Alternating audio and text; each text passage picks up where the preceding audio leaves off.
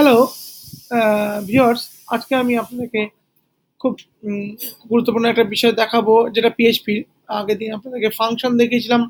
So function কিভাবে custom function implement করতে হয় সেই জিনিসটা আপনাদেরকে দেখিয়েছিলাম এবং আগের ভিডিও টিউটোরিয়ালটি আপনারা দেখে নেবেন এবং তাও একবার রিপিট করে দিচ্ছি যে কোনটা কাস্টম ফাংশন এবং কোনটা ভয়েড এবং non void function. So print function যেটা নিয়েছিলাম আমি এটা কল করেছিলাম এখানে এবং তার জন্য এখানে দেখাচ্ছে দিস ইজ ভয়েড ফাংশন, এটা ভয়েড ফাংশন। এবং তারপরে আমি যেটা নিয়েছিলাম একটা সামেশন প্রোগ্রাম নিয়েছিলাম এবং সেখানে আমি পাস করেছিলাম জাস্ট একটা ইকো করেছিলাম। ইকো মানে হচ্ছে প্রিন্ট হয়, অর্থাৎ এখানে আমি প্রিন্টও দিলাম, কোনো অসুবিধা ছিল না। ইকো অথবা প্রিন্ট, ইকো আর প্রিন্টের মধ্যে পার্থক্যটা হলো প্রিন্ট একটা একটা একটা স্টেটমেন্টকে প্রিন্ট করে, বাট মাল্টিপল স্টেটমেন্টকে যদি আমাকে প্রিন্ট করতে হয় তাহলে ইকো ইউজ করতে হয়। সো এইটাই হচ্ছে আমাদের পার্থক্য, আর এছাড়া কোনো পার্থক্য নেই পিএইচপিতে। সো আমি এই জিনিসটা আপনাদেরকে দেখিয়েছি এবং এইবার আমি এই জিনিসটা দেখাবো। আমি জাস্ট একদম এটাকে কাট করে দিচ্ছি, একদম ডিলিট করে দিচ্ছি এবং কমান্ড এস দিয়ে সেভ করলাম অ্যাপেলে কমান্ড এস। সো ক্লিয়ার দিলাম। আমি যদি ভিউ সোর্সে পেজে যাই, সো এখানে দেখতে পাচ্ছেন যে আমার জাস্ট এইটুকু লেখা আছে, বডির মধ্যে কিছুই লেখা নেই। সো এটা আমি একদম লাইভ দেখাচ্ছি আপনাদেরকে। সো এখানে দেখতে পাচ্ছেন এই এই জিনিসটা। সো আমি এখানে সেম জিনিস দেখতে পাচ্ছেন। সো আমি এটাকে ডিলিট করে দিচ্ছি। সো এই ক্ষেত্রে এটুকুই দেখতে পারেন। সো আমি আজকে এটাকে আমি একটু জাস্ট চেঞ্জ করে দিই। আজকে আমি একটু আপনাদেরকে অ্যারে সম্বন্ধে কিছু বোঝাবো। অ্যারে আগের টিউটোরিয়ালগুলো তো আছে অ্যারে, এবং এই টিউটোরিয়ালটি আমি ম্যাকবুকে করছি বলে তাই নয়, অ্যারেটা বোঝার চেষ্টা করছি ম্যাকবুকের মাধ্যমে। সো দেখুন এখানে অ্যারে চলে এসছে।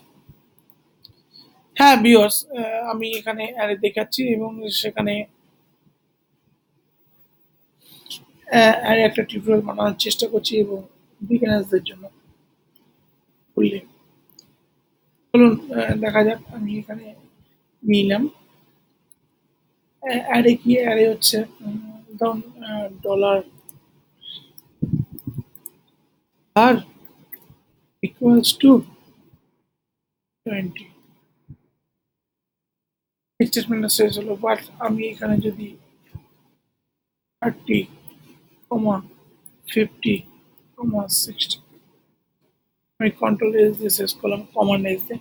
সো এইটাকে যদি আমি ভ্যারিয়েবল বলতে পারবো না, কেন এখানে আমার ভ্যারিয়েবলটা অনেকগুলো ভ্যালু ইনসিস্ট করেছে, এক্সিস্ট করছে। সো একটা ভ্যালুর মধ্যে একটা ভ্যালু এক্সিস্ট করতে পারে, কিন্তু অ্যারেতে মাল্টিপল অফ ভ্যালু এক্সিস্ট করে। সো আমি এটাকে যদি রান করি, সো সেক্ষেত্রে আমার এখানে এরর দেখাবে পার্সেল। দেখুন লাইন নাম্বার 10, অর্থাৎ লাইন নাম্বার 10-এ আমাকে এখানে ভ্যালুটা এরর দেখাচ্ছে। সো এইটা তাহলে এরর আমি একদম পুরোপুরি লাইভ দেখাচ্ছি আপনাদেরকে। সো একটা ভ্যারিয়েবলের মধ্যে আমি মাল্টিপল ভ্যালু নিতে পারছি না। যদি আমি এটাকে অ্যারে করে দিই, so I can access multiple of value. Okay, চলুন অ্যারে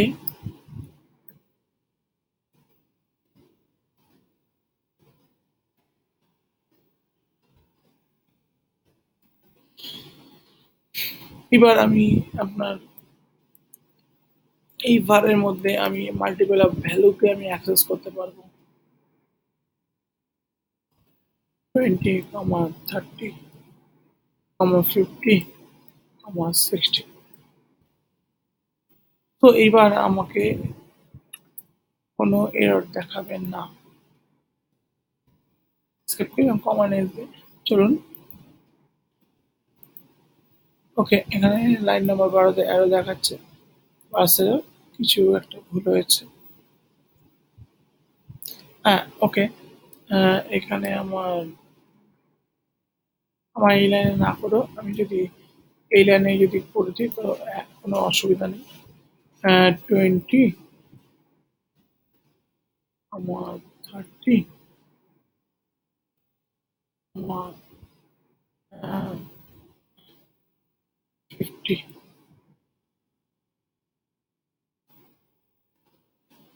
ওকে, ওকে, এখানে আমার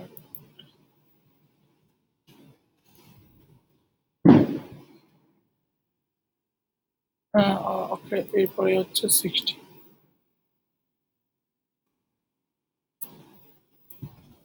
ওকে, আমি এবার কমেন্ট এস দিয়ে সেভ করলাম।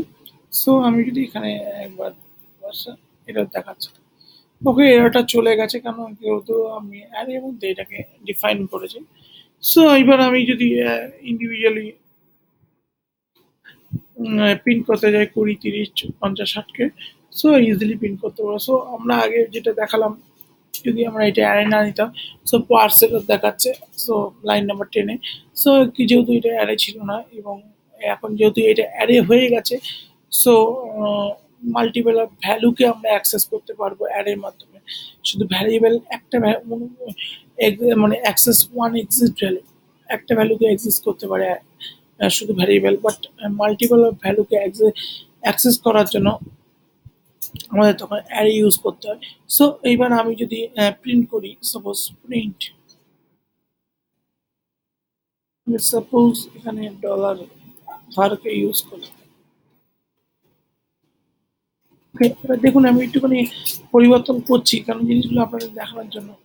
চলুন, কি দেখাচ্ছে এখানে, notice array two string conversation এটা দেখাবে এবং এটা যেহেতু অ্যারে, এই অ্যারে হিসেবে দেখাচ্ছে, তাহলে ডলার ভ্যাটটা হচ্ছে একটা অ্যারে। সো অ্যারেকে আমাদের দেখতে গেলে তাহলে আমরা এখানে প্রিন্ট দিয়ে আমরা দেখতে পারবো না, প্রিন্ট কিন্তু অ্যারেকে প্রিন্ট করতে পারে না। সো অ্যারে ছাড়া যে কোনো জিনিস, তাহলে আমাকে কীভাবে প্রিন্ট করতে হয়, প্রিন্ট আন্ডারস্কোর আর, প্রিন্ট আন্ডারস্কোর আর। আমি যদি এখানে ডলার ভারকে প্রিন্ট করি, সো আমি এখানে দেখতে পারবো, হ্যাঁ, আমি ভ্যারিয়েবলের ভ্যালুগুলো চলুন দেখে নিই।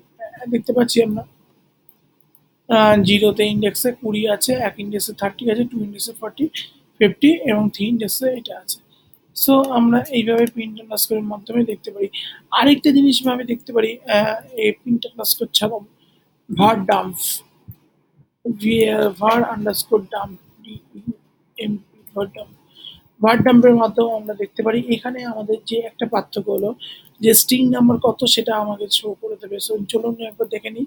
ওকে, অ্যারে নাম্বার 4, যেটা দেখা যায় 4খানা অ্যারে আছে এবং এটাকে একটা দেখাচ্ছে, এই টোটাল জিনিসটাকে আমাকে শো করছে। এটা কি টাইপ অফ ভ্যারিয়েবল সেটাকে আমাকে শো করছে, অর্থাৎ আমি এইগুলো স্ট্রিং ভ্যারিয়েবল নিয়েছি। সো এটা স্ট্রিং ভ্যারিয়েবল হিসেবে শো করছে। সো এইটুকু বুঝতে পেরেছেন আপনারা বন্ধুরা যে ভার ডাম্প এবং এটা, এবং এইটাকে আমি যদি একটুখানি just echo P, P tag যদি দিয়ে আমরা ইকো পি,